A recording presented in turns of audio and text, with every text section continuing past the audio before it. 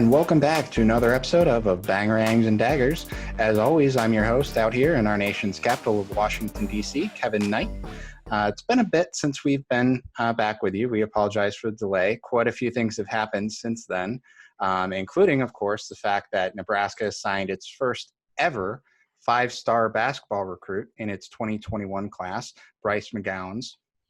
Now, to be fair, there were some great recruits in the 90s, but this is before all the star rankings came out and whatnot. So certainly a great moment for Coach Hoiberg there. And we'll go into more detail about that later in future episodes, along with bigger breakdowns on the games thus far.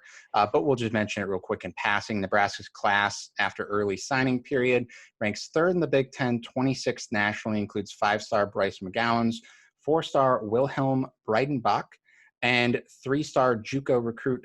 I'm probably going to mispronounce it. I'll learn it sometime when he gets to Lincoln. Kaisi Tominaga out of Japan, and he is a JUCO down in Texas at Ranger College and is quite the outstanding three-point shooter. Nebraska started the season already. They are 3-1 after a 102-55 win over McNeese State, and then they split their games in the Golden Window Classic against Nevada, falling 69-66, beating North Dakota State 79-57 in their second game. And on Tuesday night, they downed South Dakota Coyotes 76-69, and they'll next play on Sunday against Florida A&M at 2 p.m. Eastern, 1 Central, for everybody who, actually lives in Central Time Zone, which is most of the listeners to this podcast. So, but tonight, our focus is going to be on breaking down the Big Ten conference schedule. Earlier tonight, we're recording this on Thursday night, FYI. Earlier tonight, they released the TV network for all but one of the 20 games. 18 of them will be on the Big Ten network. The game against Wisconsin in Lincoln will be on ESPN2 or ESPNU. That's up in the air. And the season opener at Wisconsin is TBD on the network. But joining me tonight, I happen to have it's a Spartan takeover, so to speak. I have Paul Fanson, who has been a contributor to the MSU fan site, The Only Colors, for a little over a year. Paul is a 1998 graduate of Michigan State University, go Green, in chemical engineering, and he also has a PhD from the Boilermakers, Purdue University, in 2002. So we won't talk about the game upcoming this Saturday in football, but for his day job, he works in research and technology planning for a global Fortune 100 company in the automotive sector. And on the internet, he is sometimes known as Dr. Green and White and enjoys tinkering with various sports-related statistics and analytics. So he's far, far smarter at me at analyzing these things. So it's a special treat to have him on to talk about the Big Ten schedule with us. Thank you very much for agreeing to be on here, Paul. How are you doing tonight? I'm doing well, Kevin. Thanks for having me. I appreciate the opportunity to talk a little Big Ten hoops with you here. And don't worry, I'm not that partial to the Boilermakers in football, so it's not going to be a problem. I mean, I think we can all agree, Huskers, Spartans, Boilermakers, most of the college football world, that it's pretty awesome that Nick Saban has a 3-0, or an 0-3 streak right now, active against Purdue. That's true. As bad as that was at the school that he gained that streak at, it is pretty funny that that is the case. So. That's amazing. I actually don't think I knew that stat, so I'll have to keep that in my back pocket for a later date. Yep. But yeah, so the Big Ten schedule this year, it's going to be brutal, isn't it? It's not looking great. No matter which team it is. We'll get to the numbers in more detail in a minute here, but yeah, it's not looking great, but that's okay.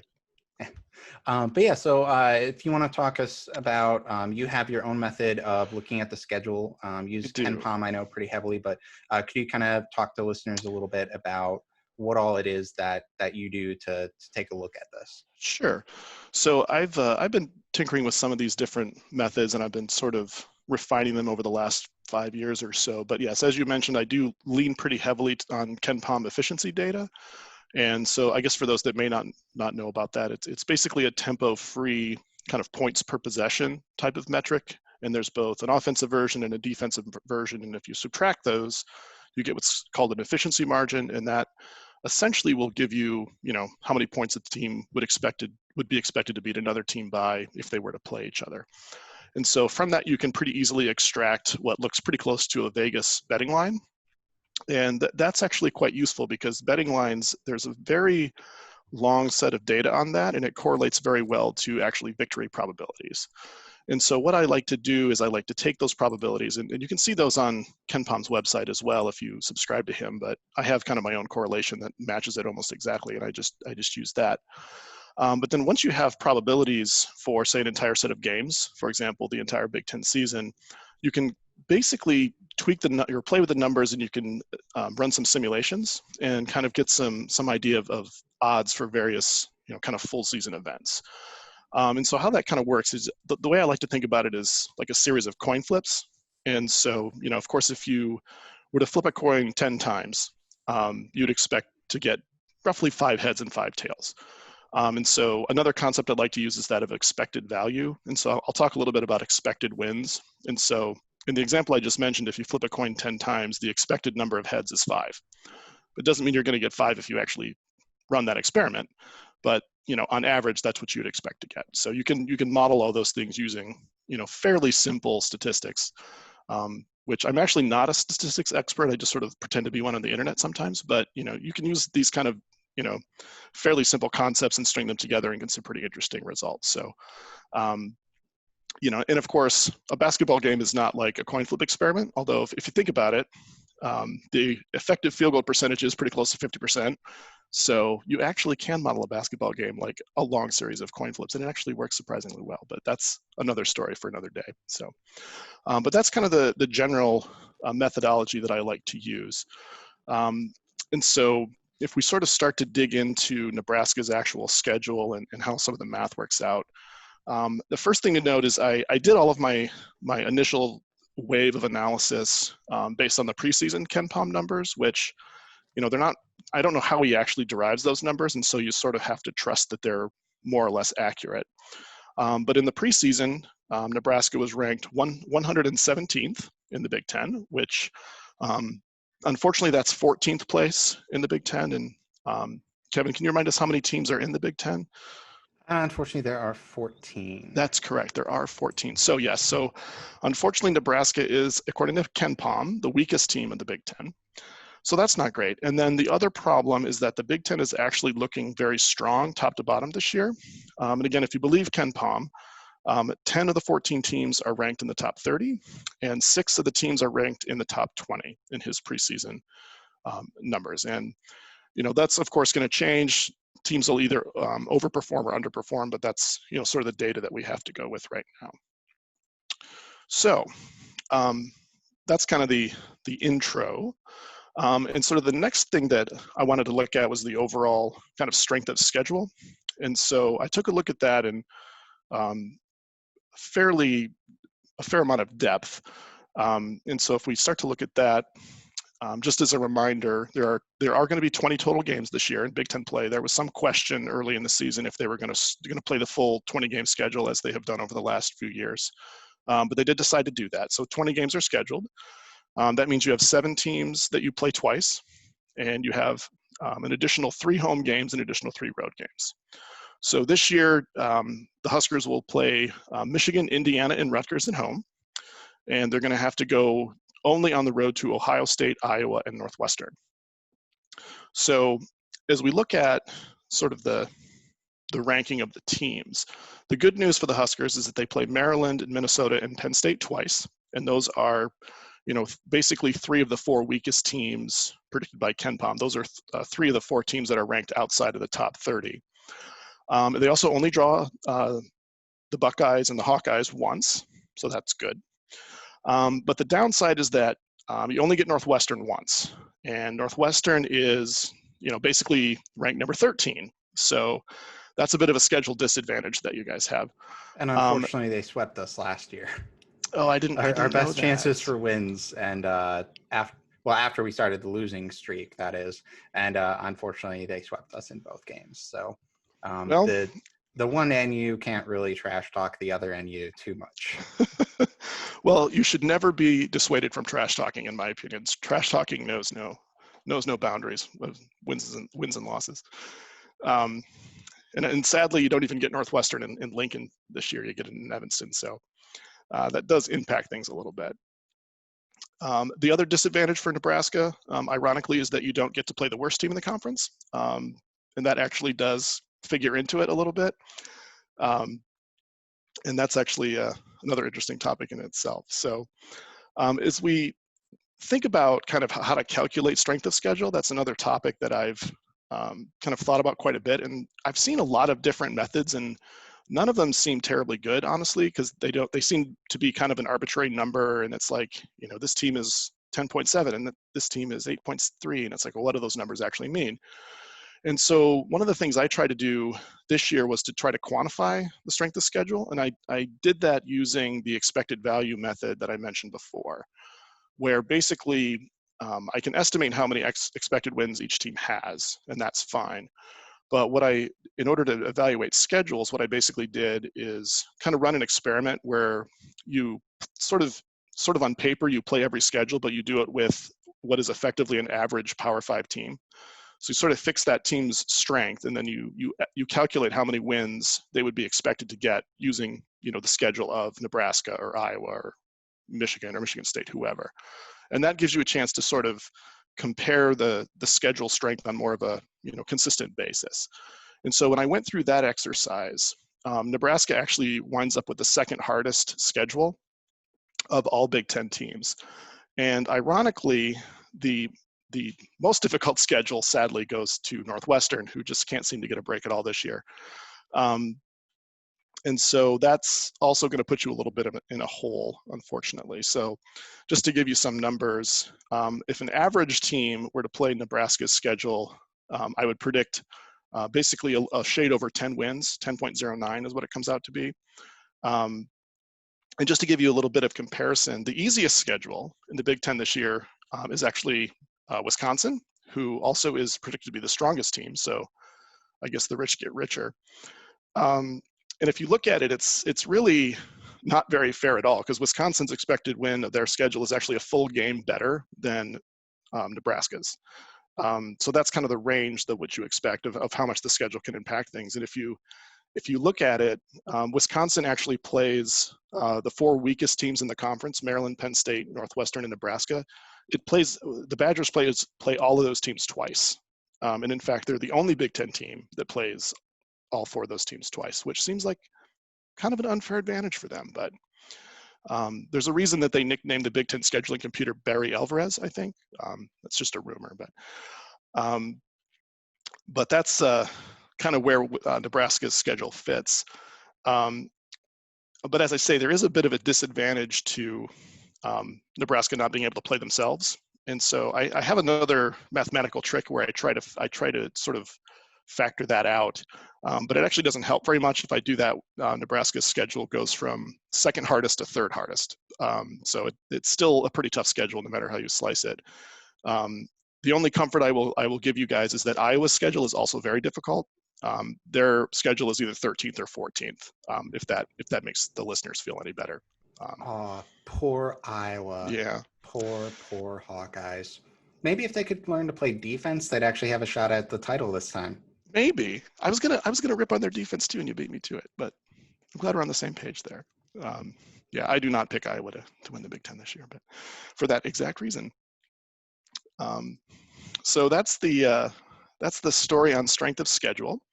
And so if I dig into the number of wins we can actually expect for the Huskers this year, if I run through all the math, I actually simulated the season 1 million times just for fun.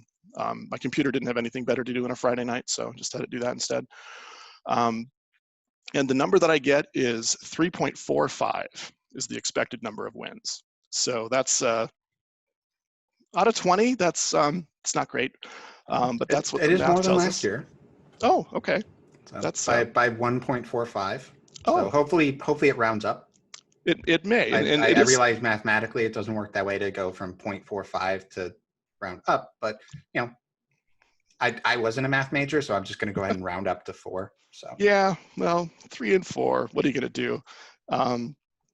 If I go into the real nitty-gritty details, it's about a 24% chance of getting 3 wins and a 22% chance of getting 4. So it's actually pretty close. So Another way to view that is that it's about a 45% chance to win 3 or 4 games. There's about a 25% chance to win 5 or more. So I think that would be kind of the optimistic range. So if you get to 5 wins, I think you can count that as a fairly successful season. But the downside is that there is a 30% chance of getting, 2 wins or fewer, which would be sad, I think, for everyone involved. So that's kind of the big picture. But if we were to zoom in and kind of look at the schedule in more detail, we can get a feel for kind of the ebb and flow of how this might go.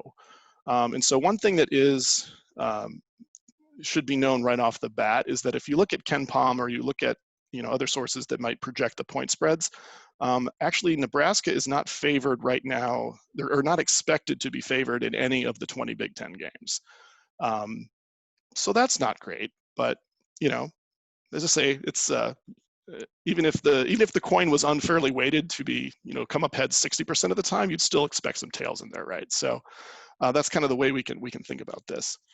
And as I look at, we'll nickname it the opposite Jim Harbaugh effect. Yeah, I think that's reasonable. I like that. And nobody has the expectations, overperform. That's right. Rather than all the expectations and underperform. Yeah, that is the opposite. Well, I always say that happiness is the difference between expectation and reality. So, that's really what we're here for, right?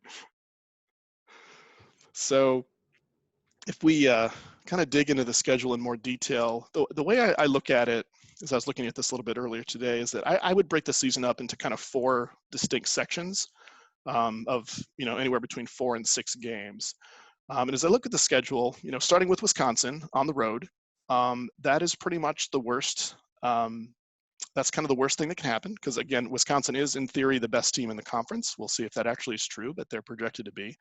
So I guess maybe that's on some level good. You're starting with the toughest challenge right off the bat. But that entire stretch of the first 5 games is tough. It starts at Wisconsin, then on Christmas Day you host Michigan, then you go to Ohio State, you host Michigan State, and then end that final stretch on the 5th with the game at Purdue. So that's going to be a tough stretch. If I go through the math, the expected number of wins there is right around 0.5. So if you can squeeze a win out of one of those 5 games, that would definitely be a success. Wouldn't necessarily bank on it. The best chance looks to be a Christmas miracle against Michigan, which would, of course, I would be down for that. That'd be great if you could do that. That'd be swell. I think it'd be the 3rd win ever against Michigan in the Big Ten. Ooh. So yeah, it's a brutal record that Nebraska has against the Wolverines. Really? Very much upsets me. Well, I'll be rooting for you guys hard on that particular day. I guarantee it. This is maybe less good news, but the second best chance would be to beat Michigan State on the 2nd of January. So sadly, I will not be rooting for you guys on that day. But me either. Yeah. Sorry, listeners. It's okay. You guys know that about me, though. So that's kind of the first stretch, which is pretty brutal. But then after that, things lighten up a little bit for the next 6 games. The next 6 games are quite a bit more winnable. You have a home game at Indiana versus Indiana, Illinois at home, at Maryland, home versus Minnesota, at Iowa, and home against Penn State. So again, the Huskers are not expected to be favored at this point in any of those 6 contests, and certainly the road game at Iowa doesn't look great, although they are defensively challenged, so who knows. But within that other group of 5 games, or if we just take that 6 games as a cluster, most likely the Huskers should be able to pull at least 1 win out of there, maybe 2. If you can get 2 in that stretch, I think things are going well. The most likely there would be the Penn State game or the Minnesota game are the 2 most likely in that stretch. So those would be the ones to sort of feel a little bit more optimistic on those days. And then we turn the calendar to February, and then there's a 4-game stretch that is maybe the most challenging of the whole year, I would say. It starts with an away game at Michigan State, followed by a road game in Minnesota, then Wisconsin at home and Penn State on the road. So basically 3 road games out of 4. Again, the expected number of wins in that stretch is also 0.5. So the good news there is that it's, reasonably likely that the Huskers will pull one upset somewhere in that stretch of difficult games, either at the beginning of January and late December or the early part of February. So there's, something to maybe look forward to there. Again, just don't beat Michigan State. That would make me sad.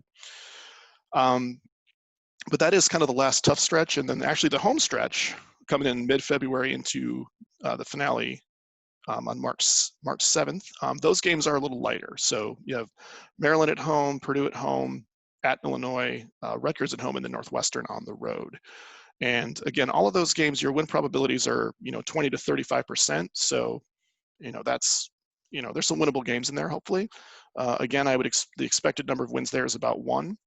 So you should be able to pick off one of those. The Maryland game at home would be the most likely in that cluster of games. So there's at least a chance to end the season on somewhat of a positive note, looking at that schedule. So that's kind of what I would expect. So, basically by the time you enter that sort of final stretch, hopefully you've got 2 to 3 wins in the bank, and you can try to shoot to get to 4 or 5. That would be sort of optimistic. So I would say that optimistically, maybe 5 wins are maybe would be what I would shoot for a good season, at least based on what we know now. So the piped-in crowd noise at Northwestern might actually be louder than the real crowd. Definitely going to be the case at Penn State, though. I'm sure of that. And the atmosphere among the crowd in Wisconsin will finally match their style of play. That is true. It'd be like, they used to have one player, it was a center from a few years back, that looked like he was literally a vampire, and it just seemed to go so well with that program. But I forget the kid's name, so it'd be a much better joke if I could. And I did want to also say just a couple things about the Big Ten tournament, just because I finally was able to work out an algorithm to do the tiebreakers, which made me happy. So if I go through the math of potential Big Ten tournament seeds, of course, right now being that Nebraska is favored to be the weakest team in the conference, it should come as no surprise that they're also favored to most likely get the 14th seed in the Big Ten tournament. I give you about an 80% chance of that right now. Again, knowing what we know now, which is not necessarily accurate. And then the other part is that, of course, it's better if you can avoid that first round game on Wednesday at the Big Ten tournament, so that if you could sneak your way up into the 10th seed, that would be ideal. Unfortunately, I only give Nebraska a 0.5% chance of that happening. So I'm saying that there's still a chance, but it's small. So, and then finally, I did also run, based on some of these numbers, a simulation of the Big Ten tournament. I am happy to report that there are some scenarios where Nebraska wins the Big Ten tournament to earn that automatic bid to the big dance. Unfortunately, the odds of that, in a million simulations, I only came up with 61 occurrences of Nebraska winning the Big Ten tournament, which comes out to odds of 1 in 16,000. So, were any of those with them starting on Wednesday? They were, that I don't have that specific data. I don't track it in that, all of the scenarios like that. That's a great question. Probably some of them. Yeah, it would be the first time ever, obviously. The farthest, I think one team only has made it as far as Saturday when starting on Wednesday. Oh, wow. Pretty sure. I looked that up last year, and I don't 100% remember, but I'm 99% sure it was only one team. Yeah, that's not surprising. That does sound familiar. And I actually did I did run some numbers on kind of the effect that, just playing one additional game in the Big Ten tournament would have. And it does make a pretty significant difference. Like, I did it for a team that would be, maybe on par with Michigan State's strength. And I think that, like, if you get the double bye, your odds of winning the tournament are about 16% for a contender level team. And then it goes down to like 10% if you get the 5 seed, and then it drops to like, 6 or 4% if you were to artificially place that team in the first round. So, it drops pretty precipitously if you have to play that extra game. So it's definitely better to avoid that if you can. I mean, obviously, your odds of winning are, go to 100% if you don't have to play that first game. So, so yeah, but so that's the majority of what I wanted to go over. Although I will leave you with some maybe slightly more positive thoughts, which is that these estimates that I did were based on the preseason KenPom rankings, and I am happy to tell you that actually Nebraska has gone up slightly. Your KenPom efficiency has gone from about 4 to roughly 6, efficiency margin, I should say, and actually that tends to push your expected number of wins a little closer to 4. So, moving in the right direction. And then, a phrase that I like to use is probability is not destiny. So even though that's what the numbers say now, it doesn't mean that that's how things will end up. Sometimes teams are just a lot better than we think. So I don't honestly know enough about Nebraska's roster to judge that, but certainly it's possible that good things might happen. And I like Hoiberg. He's always been a fan of him as a coach. I like Tim Miles though too, and I guess we saw how that turned out. But yeah, so I would be, I wouldn't be shocked if Nebraska overachieved, and that I think would be fun for everybody. I enjoy Nebraska basketball as much as the next Michigan State fan. I did pull these on Tuesday afternoon for a column that I do over at BT Powerhouse, but Iowa happens to be 75th defensively as of Tuesday afternoon, and Nebraska was 93rd. So significantly better this year across the board, really, in KenPom rankings compared to where they finished last season, which was somewhere in the 240s, I think, overall. I don't remember broken down specifically, but I mean, they already had jumped from 114 in the preseason to 104th. So already moved up 10. So it's not insignificant by any means. Exactly, not insignificant. Huge difference when you have P6 talent on the court instead of a cobbled together roster of JUCOs. Not to harshly belittle anyone on the roster last season by any means. Those guys played in super close in a ton of games, but it is what it is. It's a big roster upgrade in terms of talent overall so far this season, and numbers are looking nice on that. So so who most likely wins the Big Ten in your simulation, by the way? Well, right now I still have Wisconsin. It's pretty heavily influenced by the preseason rankings, and I pretty soon I've been playing with those numbers a little bit, and I'm going to rerun them because actually Wisconsin has dropped a little bit, and actually Michigan State has come up. But my initial set of simulations gave Wisconsin a 38% chance to win the regular season title. And Michigan State and Ohio State were both right at 18%. KenPom really likes Ohio State like way more than anyone else does, so I don't quite know what to think of that. But I'd say that MSU is moving up and Wisconsin is moving down. But again, there's that schedule advantage. Wisconsin has a very significant schedule advantage this year. It's probably worth a good 8 to 10 percentage points towards that regular season title. So it's still looking like the Badgers, but you never know. And and it's the other question that sometimes will come up is what type of record is it going to take to win the Big Ten? And my simulation actually will tell you that too. And it looks like, right now most likely it's 15-5. So the champ will probably have about 5 losses. I give it about 30. It's about 1/3 chance that it'll be 15-5. But if it's 16-4 or better, about a 30% chance. So 4 or 5 losses will still win the Big Ten, which is I think that's pretty historically consistent. I don't know, I forget how many years of data we have for the 20-game schedule, but every year it's like, oh, this team's going to go 18-2, and it's like, no, they're not. I want to say this is the third straight season with 20 games. Sounds right. Yeah, it's not too far. If it's not third, it's fourth. No more than that though. It's not the 5th season. That hasn't been around nearly that long. Yeah. And do you remember offhand what it was? 14-6 was the 3-way tie for first place last season, right? Or was it 15-5? Boy, I can look that up fairly quickly, but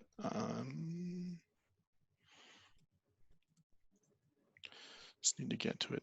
14-6 was the 3-way tie last year between Maryland, Michigan State, and Wisconsin. And of course, ninth place Michigan. Oh yeah, ninth place. Man, hate to see it. Yeah, you hate to see that for poor Juwan Howard. You know, Yeah. all that money for all of his teammates, and that's all you get. Yeah. Well, they're pretty good at throwing money away in Ann Arbor, and lost causes. Most definitely. Whereas Hoiberg is here to build a program that'll last. So That's right. It'll be fun when we upset Michigan later this season. So. Yep, on Christmas Day, just to the idea of ruining Christmas for Wolverine fans is something I can definitely get behind. It'll be the best Christmas miracle in quite a while. Yeah. Although it is weird that they're playing Big Ten basketball on Christmas Day. When I saw that on the calendar, I could not figure out what that is all about. And Michigan State actually plays Wisconsin on that day, which is also just crazy because that's on some measure the two best teams in the conference playing each other right off the bat. So yeah, I want to say it's four games total on Christmas Day for Big Ten play, which if the point is basically to keep athletes from going home and being exposed to COVID and, keep them safe. And while you're at it, why not play basketball if you can't do anything for Christmas? I get it. But I mean, for both players and fans and everyone involved, the support staff, I mean, that's really kind of crappy. yeah. But it is what it is. Hopefully the TV payout for it, evens out for ad dollars or whatever. I mean, Yeah. I'll still call him Delaney Bucks, even though he's no longer with them. But BTN will always be the Delaney Bucks to me. So. It's legacy Delaney Bucks. Yeah. Yeah, exactly. They're still legal tender. They're still recognized as legal tender in the office, I think. Exactly. So. Yeah, I am showing 4 games on Christmas Day. We've got Wisconsin at Michigan State, Iowa at Minnesota, Michigan at Nebraska, and Maryland at Purdue. So at least our 2 schools get to stay at home for Christmas. So there's that. We got that going for us. Very true. Nothing beats a white Christmas in East Lansing, or white Christmas in Lincoln for that matter as well in this case. So. A green and white and red and white, I suppose. I mean, my household being split between green and white and red and white for Nebraska, it's always Christmas. It's always Christmas themed in our home. So that makes sense. 'Tis a season. Yeah, always 'tis the season. Yep. But well, and unless there were any further thoughts that you had to add, do you want to let folks know where to find some of your work? I know. Besides The Only Colors, you have your own blog as well. Is that right? I do have my own blog, but it's really just an archive of things that I put on The Only Colors. So I don't use that much. But you can find me on Twitter at Paul Fanson, or just search Dr. Green and White. That might be easier. Or you can find me on The Only Colors, kicking around articles every couple every week or so. That's probably the easiest place to find me. And thanks again for coming on. We appreciate it. By all means, hope the listeners enjoyed the breakdown on that. And again, to all of our listeners out there, be sure to keep subscribing. I have my whole spiel here and I'm forgetting it. I'm a little rusty, guys. I'm sorry. But yeah, please subscribe. Follow us on Twitter at Bangs and Dags. Myself at Sparty on Huskers. The co-host Patrick at Patrick Gearhart. Leave a review either on Apple Podcasts, Spotify. Pretty sure we're offered on Spotify, or the article itself at cornnation.com. And please listen and subscribe and pass us along to your friends. And you guys stay classy.